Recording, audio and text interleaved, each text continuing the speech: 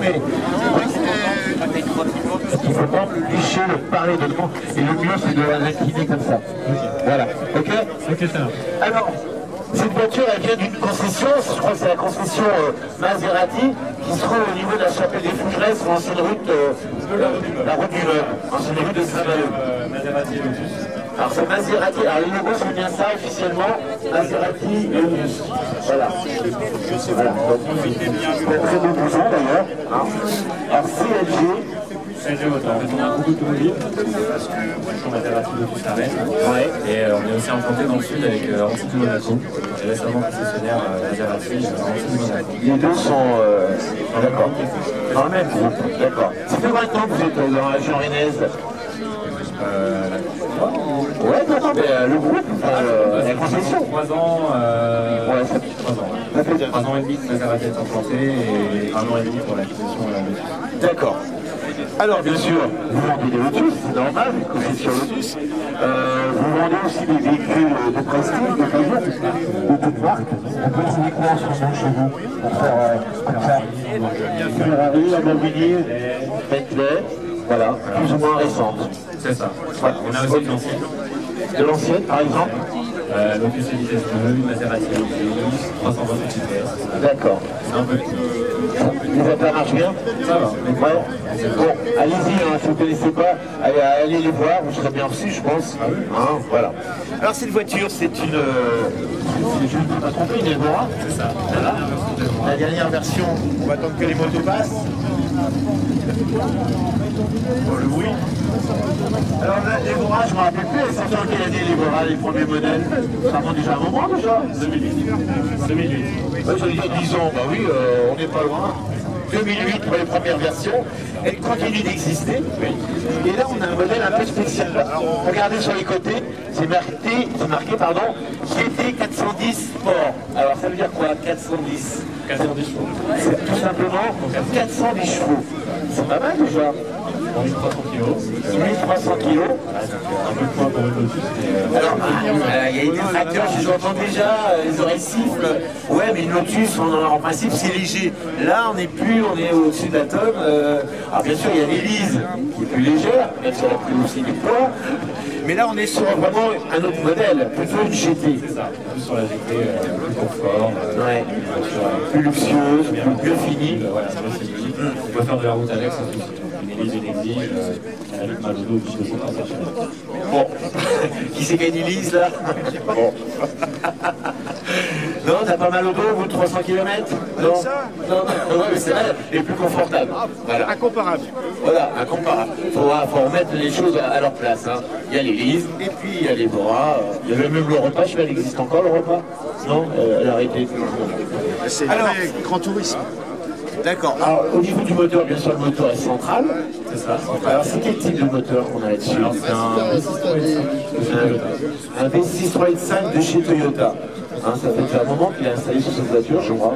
Longtemps sur la gamme Lotus, sur l'exige, sur les Bora, on trouve le même. Voilà, le même moteur. Et donc celui-ci fait 410 chevaux. Il y a un turbo dessus?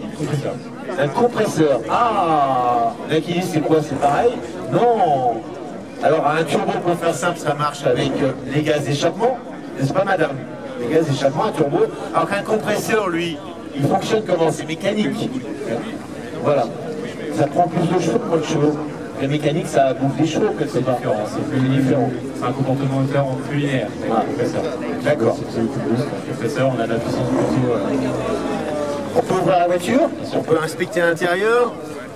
Waouh! Je sais pas si on peut ouvrir de l'autre côté. Si quelqu'un peut ouvrir de l'autre côté la porte. Elle est fermée. Ah mince! Ça va donc. Bon. Si c'est ouvert, ça y est, c'est ouvert. Parce que regardez l'intérieur, enfin moi j'aime beaucoup l'intérieur. Regardez. Alors c'est quoi l'intérieur? C'est une espèce de velours. Alcantara sur les corps. Alcantara. Ah oui. Vraiment des très très beaux sièges. Alors bien sûr siglé Lotus, regardez, sur l'appui-tête. Hein, avec les coutures jaunes. Vraiment très très bel intérieur. Ah, est-ce que je peux m'asseoir au volant? Merci. Je suis tes pieds. Oui. Alors, venez à côté de moi, attention, il y a une flaque d'eau, on va mettez-vous accroupi, ce sera mieux. Alors dites-moi, il y a du jaune, alors c'est le jaune, je suppose, qui rappelle justement le jaune Lotus. Hein. Faut savoir qu'à l'époque, quand Lotus courait, il y a très longtemps, bah, c'était le vert avec les bandes jaunes. Hein. C'est vraiment les couleurs Lotus, c'est le vert british, vert foncé, et le jaune assez soutenu, comme vous pouvez le voir sur la console au milieu. Et les coutures, hein, il y a des coutures blanches aussi, il n'y a pas que du jaune. Voilà, je me rappelle les étriers de frein. Alors cette voiture, alors bien sûr on est sur une sportive, bien sûr on n'a plus de levier de vitesse, on a les palettes au volant. Alors elle existe en boîte métal. Pourquoi on peut prendre aussi, c'est-à-dire que vous avez le bureau avec. Ouais. C'est plus facile que les autres Lotus. La poule, Ouais. vous pouvez faire tomber dans les bouchons avec ce genre de voiture, ou faire de la route avec de la boîte auto en 10 par exemple. Ouais, c'est vrai qu'une boîte auto pendant longtemps, c'est bien. Mais même sur circuit, c'est sympa. Voilà. Alors cette voiture, on disait que c'était une GT, mais quand même, on peut se faire plaisir sur un circuit, c'est pas vraiment son lieu de prédilection. Performance, très très proche comme une exige aussi. Ouais. Performance, comme on est un peu plus long, un peu plus loin, on est très proche d'une Ouais. D'accord. Alors qu'est-ce qu'on trouve sur cette voiture alors je vois au niveau de la console, il y a pas mal de petites molettes. Hein, on a la ventilation, là je vois bien. Le chauffage sans doute, l'aération. Et ici, on a ici des touches au niveau de la boîte de vitesse. Voilà. On a neutre, marche arrière, le parking. Et puis on a un mode sport aussi au niveau des suspensions, non? Alors, vous avez plusieurs boutons, c'est dans le bas, donc le mode sport et race. Ah, ça se trouve où? Ah ici, oui, d'accord.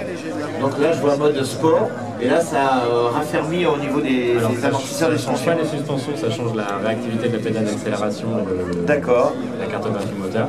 Ouais. Ça change aussi le son d'échappement qui est automatiquement, les clapets s'ouvrent automatiquement. Et vous avez une réaction un peu plus tardive de l'ESP. Alors les clapets au niveau de l'échappement, c'est juste pour le son, ça permet de libérer un peu plus de... C'est juste pour les oreilles, exactement. Juste pour les oreilles. Bon, on a un tableau de bord qui est assez simpliste, et qui est une chose simple et qui est assez lisible. Hein, on le voit bien. Je pense que les sièges sont réglables dans multiples positions. Déjà on est bien dedans, on est bien calé. On est des très très beaux sièges. Alors, regardez à l'arrière, je vois des places assises. Franchement, c'est assez étonnant pour un moteur central. C'est là pourquoi ces places assises? Alors on met des bagages. C'est en fonction de configuration, et nous on les prend toujours parce que ça permet d'avoir plus de place pour les bagages. Vous partez en week-end parce que le coffre à l'arrière est forcément très grand. Et si jamais vous devez déplacer des jeunes enfants derrière le passager, c'est c'est des très jeunes enfants alors, parce que là, la place derrière, parce que le siège est reculé au maximum, sinon on peut mettre les enfants quand même, mais c'est plus sur les bagages. D'accord, si on avance au siège côté passager, par exemple, au maximum, il y a quand même un peu d'espace pour les jambes, pour un enfant, Et c'est plus temporaire que pour des longs trajets. juste pour dépanner plus qu'autre chose. D'accord. On a un ordinateur de bord, bien sûr, dans une voiture récente qui s'est fait. Oui. Voilà, ok. On a des sièges chauffants aussi. Des sièges chauffants, comme aussi beaucoup de voitures. J'ai le Lotus, c'est un peu étonnant. Et là, on a une plaque ici. Racontez-moi, c'est quoi cette plaque que je vois ici? Alors, comme toutes les Lotus sont les dernières voitures assemblées entièrement à la main, et l'Evora n'échappe pas à cette règle, donc c'est la personne qui assemble la voiture. Toutes les Lotus sont aujourd'hui assemblées à la main, c'est ce que je dis. D'accord. En Angleterre. En Angleterre. Ça n'a pas toujours été le cas? C'est toujours. Oui. Toujours été le cas, et c'est l'une des dernières marques qui est encore aujourd'hui assez controversée. D'accord.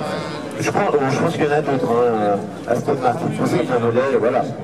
D'accord. Donc il précise en fait avec cette plaque, voilà. On peut voir le moteur, on ne voit plus grand chose, vous savez maintenant sur les moteurs modernes. Donc ouverture électrique du capot. Ah si on le voit bien quand même, voilà. Il y a tellement aujourd'hui de voitures, on ne voit plus grand chose, on voit quand même en partie le moteur. Alors on parlait de compresseur tout à l'heure, on peut le voir visuellement ou il est caché? Il est bien caché le compresseur. C'est assez caché. D'accord. Alors comme tout mécanique à moteur central, c'est pas toujours facile d'accès, bien que sur celle-ci, j'ai connu pire. On a un coffre aussi quand même derrière. Alors on a un coffre bien sûr en arrière du moteur, qui est très très large parce qu'il va très profond sur les côtés. Ce qui permet de mettre pas mal de choses. Pour partir en week-end, le sac de bagage.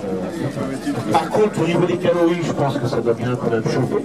Ça chauffe un peu. Ouais, faut pas mettre trop de l'eau non plus. Voilà, des denrées périssables, par exemple, faut éviter. Voilà, ça tient chaud. Pardon? C'est pour ça qu'il y a des places à l'arrière. Bon, voilà, on va mettre. Et à l'avant, on n'a aucune place. Non, Donc, non, à l'avant, il n'y a rien du tout. c'est juste les fluides éventuellement, les niveaux. Voilà, donc on n'a aucune place. Donc la seule place qu'on dispose, c'est ce coffre et derrière les sièges. C'est déjà pas mal. On a du carbone sur ces voitures, ce qu'on voit ici, là, tout ça c'est du carbone. C'est une seule pièce de carbone. C'est une seule pièce en carbone. La voiture, elle affichait, vous aviez dit, 1 tonne 3, c'est ça? C'est ça, 1 tonne 3. Ça a été allégé au fur et à mesure parce que les premières déborats, on a presque 5. Petit à petit, le poids a été réduit quand même. D'accord. Pour correspondre à la philosophie de... Alors ça, c'est une voiture, on est d'accord, une voiture neuve? Oui. Voilà. Alors ça vaut combien pour les gens? Bah ouais, ça m'intéresse, mais si je veux en acheter une, combien ça va me coûter, ce genre de voiture? Alors, cette voiture-là, elle est affichée en prix de départ 115 000 euros. 115 000 euros. Et c'est cautionné, donc on a 130 000 euros pour cette voiture. Avec les options. Oui. On a toutes les options sur ces voitures? Complètement optionné, oui. Elle est toute optionnée. Voilà. L'option la plus chère sur ce modèle-là, c'est quoi, par exemple? La boîte auto. C'est la boîte auto. Ah oui, bien sûr. Sinon, après, c'est... Ça reste quand même, par rapport à la concurrence, ça reste assez cher quand même, non? Vos concurrents font peut-être un peu mieux au niveau prix. C'est un mètre en opposition avec le 900, parce qu'aujourd'hui, c'est une voiture plus 2. Pour pas la citer. Et ça axe principalement sur le plaisir de conduite, c'est-à-dire que c'est une voiture énormément de plaisir à conduire, qui sort un peu de l'ordinaire aussi, parce qu'aujourd'hui les Porsche, c'est une très belle marque, mais on en croise énormément. Alors on a une clientèle qui a eu d'autres voitures avant, des Porsche, des Ferrari, qui se tournent vers quelque chose de plus original, de plus... voilà. Et ils ont gardé cette vieille image de Lotus en général, de voiture, les hélices, bon, il faut rentrer dedans, c'est pas forcément confortable. Il y a une Lotus Europe qui était là tout à l'heure, elle a disparu, j'en ai possédé une, c'est vrai que ça n'a rien à voir avec ça. C'est à notre temps. Les anciennes hélices. Voilà. Aujourd'hui, avec cette voiture-là, ils se font plaisir, ils trouvent des sensations, parce que la voiture est très simple, il y a la direction assistée, mais elle est pas non plus par donc par rapport à une Porsche, vous jouez plutôt sur l'originalité de la voiture. C'est ça, et en plaisir de conduite surtout. Et en plaisir de conduite. On peut avoir aussi une Porsche. Oui, on peut aussi avoir voilà, après ça va faire de et aussi en termes d'image de la voiture. La direction Lotus. Ah bon? Alors j'avais jamais eu le plaisir de conduire une Evora, mais je suis monté en tant que passager avec Pascal. C'est vrai que ça pousse énormément et c'est très confortable. J'ai trouvé ça très confortable pour une Lotus. Voilà, on a fait le tour. Donc on rappelle la concession Maserati Lotus qui se trouve sur l'ancienne route du Meuble, l'ancienne route de Saint-Malo, route du Meuble, la chapelle de Fougeray. Voilà. Et dans 1 an, vous pourrez vous retrouver à côté d'Alpine, parce qu'on va déménager dans le pôle auto à Saint-Grégoire. Vous allez être dans la continuité d'Alpine, BMW, Ushop. Voilà. Un an, les travaux sont terminés, on sera installé là-bas. Un très bon emplacement parce que vous êtes visible de la 4 voies et c'est quand même un plus quand même. Voilà. Pour l'instant, c'est vrai que vous êtes un peu caché. Voilà. On ne trouve que si on nous cherche. Voilà. Bah écoutez, merci d'avoir amené cette voiture-là ici. Avec plaisir. Et